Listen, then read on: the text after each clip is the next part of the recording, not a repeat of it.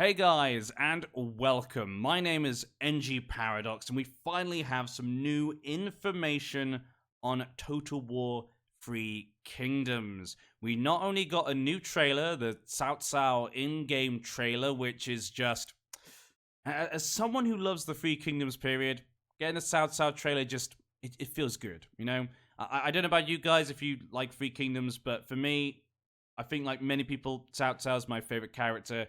Mainly because it doesn't mean that I think he's a good person. Doesn't mean I agree with him. But he's the most interesting character. You can debate about his personality, his character. Is he right or wrong? So much. And that includes the Romance of the Three Kingdoms version of Cao Cao. And maybe even the historical one. He's such a debated character. And it's always fun to hear people's opinion on him. So he's always been my favorite character. Because I think he's the most interesting. So us getting a trailer just feels so good. But we didn't just get a trailer, we also got an article today working with romanticized history. And this article here gives us some very important information. If you've been wondering whether this game will be about the Romance of the Three Kingdoms, based upon the romanticized book of this period of history, or based upon the record of the Three Kingdoms, the book about the actual just facts of the history and would it be more historical, this article will give you that information right here. So we're going to go over the information we found in the trailer, the information in obviously the article, and talk about maybe what we can read from that. So some of this obviously will have to be speculation, but hopefully we can just see what we've got and try and work out what they're trying to tell us. Some of it obviously is very obvious. We got some good news, we got some bad news, and of course I'd love to hear what you guys think down below. Let's have a quick look at the trailer. I'm not going to show you guys the trailer. I'll put in the description the link for the trailer and the article, so you can just go through all the information yourself as well. But you can watch the trailer yourself. There's no point me showing you the trailer. You guys maybe have even watched it yourselves by this point. But I do think there are some important parts of the trailer that maybe you weren't sure about or didn't know what was going on. Now, one of the most important parts here is in the 32nd, about the 31st, 32nd second in the trailer, we meet this man. Now, this man is not someone we've seen before in the Total War Three Kingdoms trailers. There's only been one before this, and that was many months ago. It's so nice to finally get some more information. But this does appear to be Yuan Shao. Now, the actual model for Yuan Shao, he's wearing a bit of armor. He looks very different to Cao Cao. And the Cao Cao model, I wasn't completely sold on when they first showed him in the announcement trailer. Wasn't completely sold on the model, how it looked and stuff, but it's grown on me, and now I really like it. I really like this appearance of Cao Cao, and this is the one of Yuan Shao. You see his wearing his armor looks completely different to the more political robes of Cao Cao. More dressed as a strategist than a warrior, which does, of course, make sense for him. And I must say, the atmosphere and the music in the trailer I also really liked. There's some very good parts in this trailer that shows they've gone into a lot of detail for this time period. I think this part here, I don't know what they're chatting, but it sounds like they're chatting Cao Cao. Sounds like they're chatting Cao Cao. I'm pretty sure it is, but yes, this is Yuan Shao.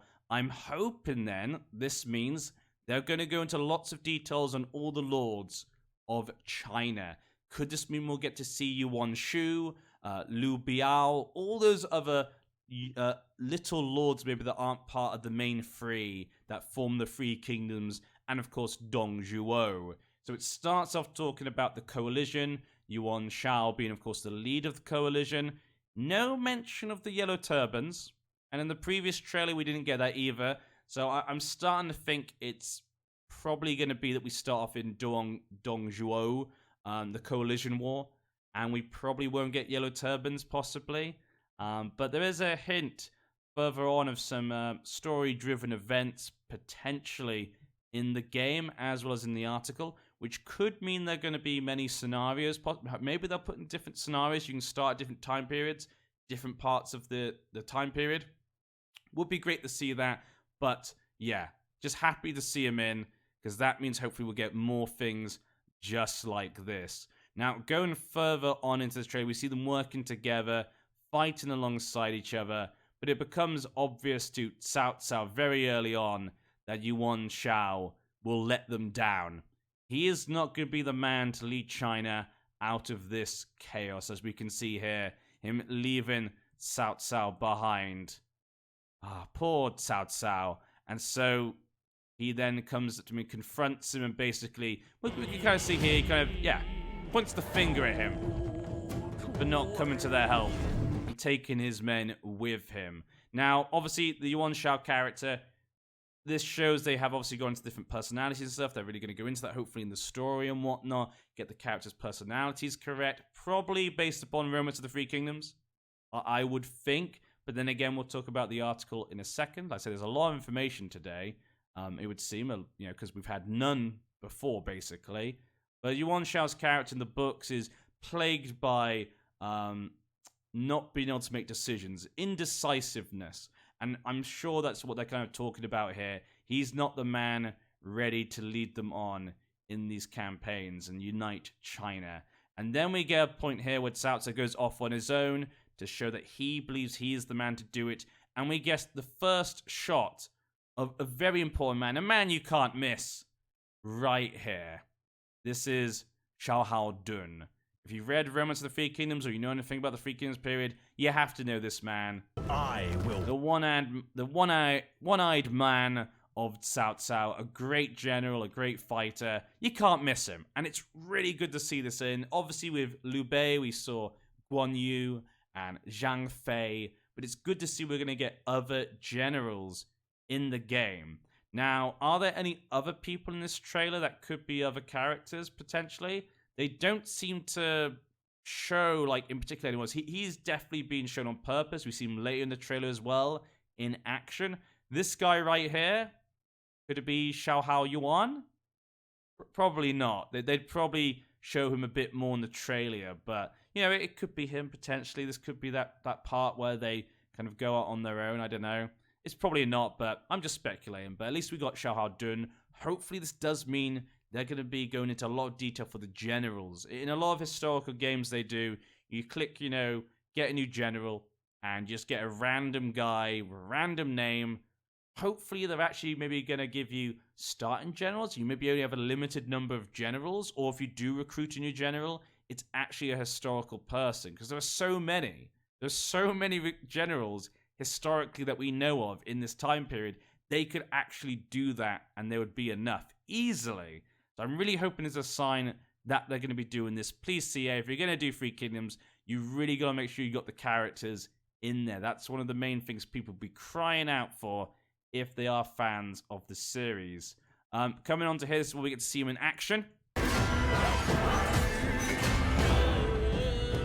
I couldn't not show it. I didn't want to show much of the trailer for you guys, just the main points and information we're given. But showing him in action just gives me that warm, tingly feeling inside. And this would kind of point to the idea maybe it's more romanticized. Maybe he's going to be a kick-ass general. Then again, he just killed 2 people. It's not that big a deal. But like I said, we'll talk about that in just a second. Then as we go on to 2:14, we get to this, which is a nice quote they added in for Cao Cao. Really loved that they added it in. Just, again, sent tingles down the spine. I would rather betray the world than have the world betray me. For I would rather betray the world than have the world betray me. Lovely little quote there for Cao Cao. Some people might argue it defines his character very well and why he does certain things, especially in Romance of the Three Kingdoms book. And there's some things maybe in the books you might do you don't agree with, but that can tell you a lot about his character and his mood, why he does certain things. So I really did like the quote, and the trailer as a whole was, I think, a really good presentation for Cao Cao. For those of us that do know the story very well, obviously, it's really nice to just see this done and in action. For many of us, I don't think we'd see a Total War Three Kingdoms, at least not for a long time maybe, but I'm so glad they have done it. Normally, most people like Three Kingdoms, the games they can play are maybe Dynasty Warriors, which, I'm not really a big fan of. It's not a strategy game. It's just a mash 'em up game, basically.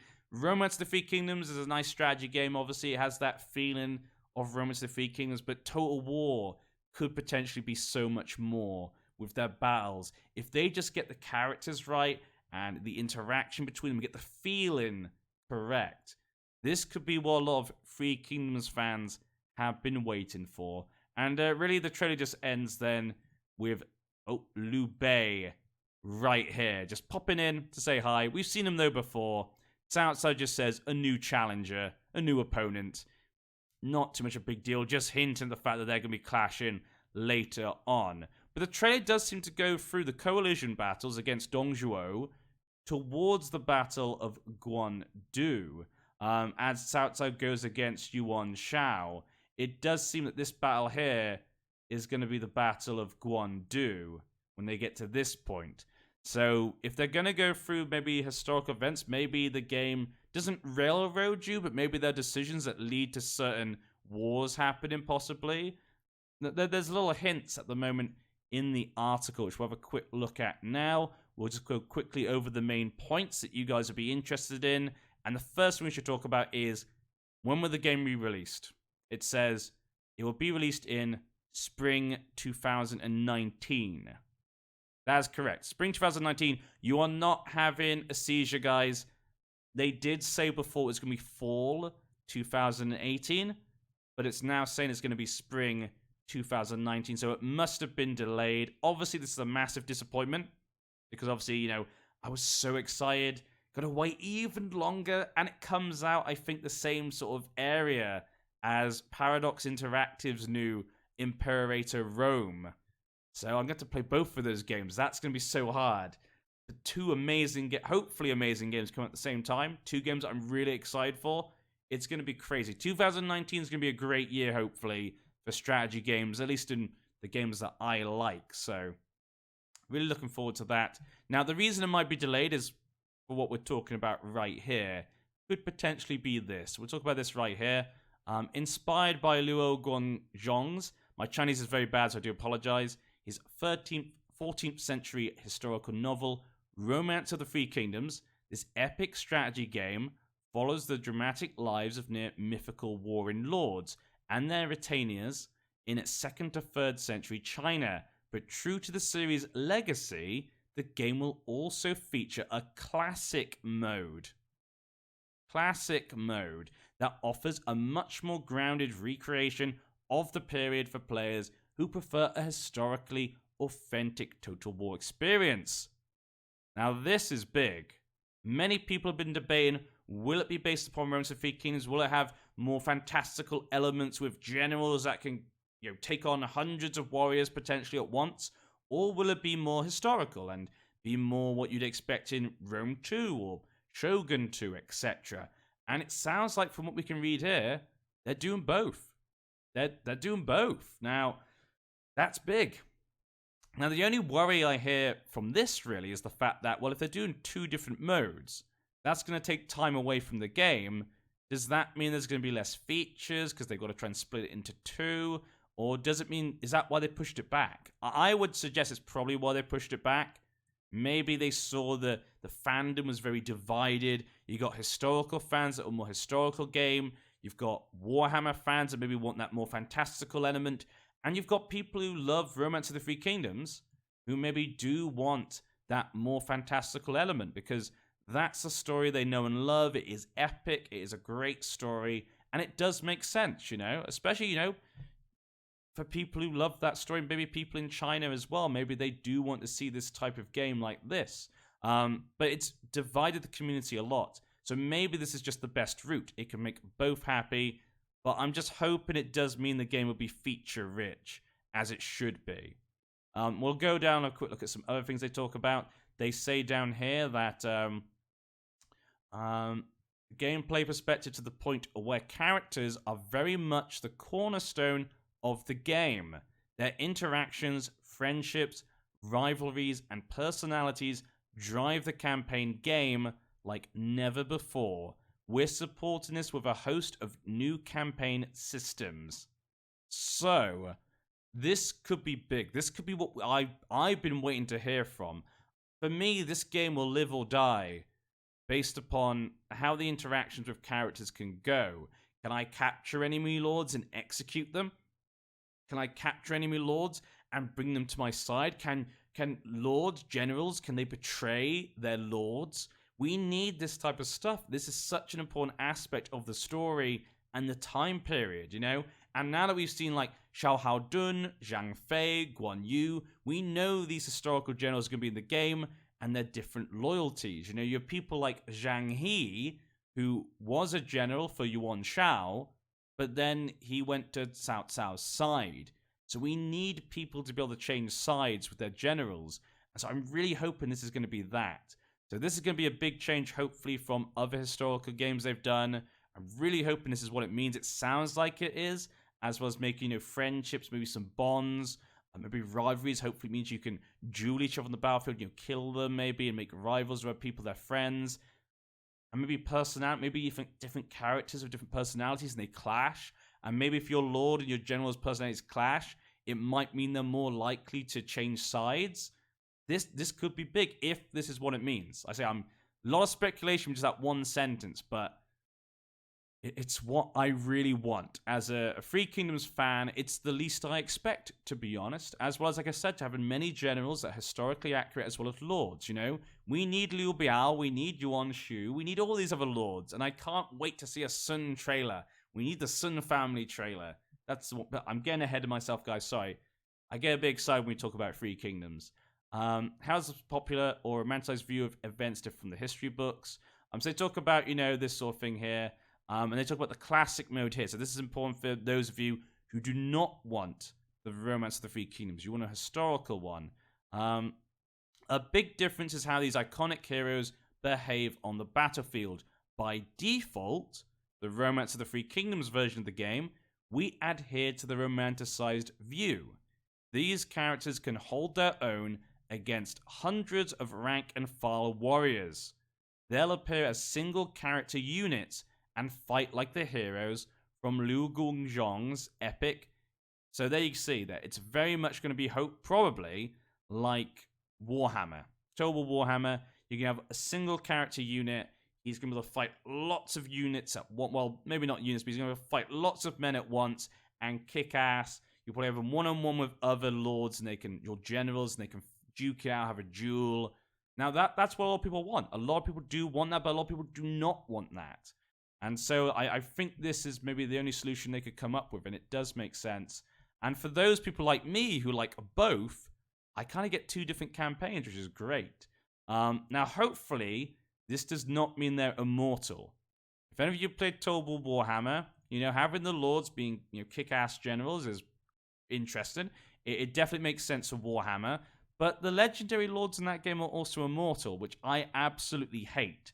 I hate that so much. And in Free Kingdoms, death is a vital part of the story. If they can't die, and they're legendary warriors like in Warhammer where they're immortal, that will really ruin it for me. It would be so sad that these kick-ass warriors, but there's no risk involved, you know? It means that when Guan Yu, you know, if he dies, that should be a massive deal. You know, if one of your big warriors dies. But yeah, in classic mode, they'll appear in battle the way you might expect a classic Total War general to do. They're only human and will march into battle at the center of a bodyguard unit. So there you go. That sounds great. That's exactly what I think a lot of people do want. People don't want this, some of them. Especially your historical, traditional fans of Total War games, and maybe the ones who don't know much about Free Kingdom's story. They don't know much about those individual characters. They want this. And for someone like me, I said a second ago, I then get two different campaigns, which is going to be awesome. I'm just really hoping it doesn't take away because they've had to make two different kind of modes. Hopefully, it shouldn't be too difficult, I feel, to make it different. But yeah, in short, by default, characters in Total War Free Kingdoms take center stage in battle, helping to turn the tide with their flamboyant wushu martial arts or strategic prowess, but classic mode focuses more on historical troop maneuvers, where victory is defined by superior army composition and battle tactics. So these two should make everyone happy, like I say, if they're done properly. That makes me very happy. I'm glad to see this. Hopefully this will allow people to know now whether they like the game or not, they like the sounds of it. They really needed to define this early on before they went into too much information, because people were arguing so much between different Total War fans of what they wanted. It's nice that maybe this won't make everyone happy. I mean, it technically should. That's that's why they're doing it. But it's nice to put this out, and now people can finally stop arguing about it, and they can choose which one they'd rather play. Or if they don't like it at all, they can choose not to get it. So it makes sense.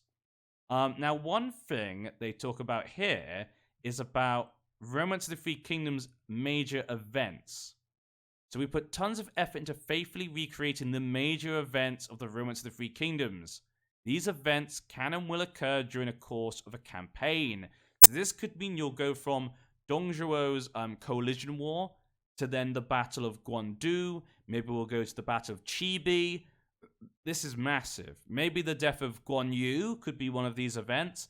This is a big thing, because these events, again, are an important part of the story. Obviously, people don't want to be railroaded. And it does say here, however, as always with the Total War Sandbox, we're giving the players the power to write their own stories. There's a rich level of narrative detail that draws from the romance, but how these events play out depends very much on the choices you make, and therefore how your individual story unfolds. In Classic mode, the historical records of the Three Kingdoms text will form the basis for these narrative events. So the narrative events in both Default and Classic mode sounds like they're going to be slightly different based upon if there's differences in the Romance of the Three Kingdoms and, of course, the records of the Three Kingdoms. So again, that's a big thing. You can play two different modes and you get two different campaigns, slightly in a way. And I think for many people, this was also a debate to be had. Do you want a complete sandbox game after the Dongzhuo coalition? Or do you want it to be more like, this, where you can get pushed down certain events, you can make those historic events happen, have the Battle of Chibi, etc. Many people want to battle those battles and see those events. And could this mean there'll be different starting points? Could you start the game at the Battle of Chibi? Could this allow them to do that as well? Or would they release those as DLC? It's hard to say. We obviously don't know enough yet, but there's so much speculation we could do with just this information we've been given so far. But so far, from what I'm read, from the article and what we've seen in the trailer, I'm excited.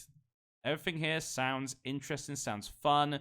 The things that I like the sound of. The only thing that worries me is, number one, are they going to put enough features in to make it feel like Three Kingdoms, to give it that the what it deserves? Give this story what it deserves, but also, are they trying to do too much? It's always that balance, In that time period, maybe that's why they pushed it back.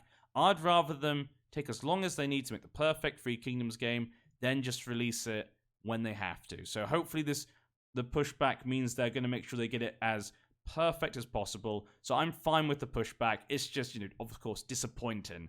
But maybe because of this split here, the Classic mode and Default mode, that could be why. And I think, if it's going to make both sides happy, I'm perfectly fine with that. And of course, it gives me two different campaigns to go through with two very different styles that could make the feeling very different. So yeah, would love to know your guys' thoughts down below. What do you prefer? Are you going to play the Default mode? Are you going to play the Classic mode? What do you think of the news so far? And what generals do you want to see in the game? We've seen Xiahou Dun. What other generals are you hoping will be in the game? I'm hoping all of them. All the ones that we expect. But what are ones that you want to see the most? Like, which one are you saying, this guy has to be in the game? I would love to hear from you guys. Thank you guys for listening. This video is probably longer than it should have been, but I wanted to give you guys as much information as possible because I'm excited, and I hope you guys are excited too. But give me your thoughts down below. Have a good day, have a good morning, have a good night, and of course, have a good tomorrow. See you soon.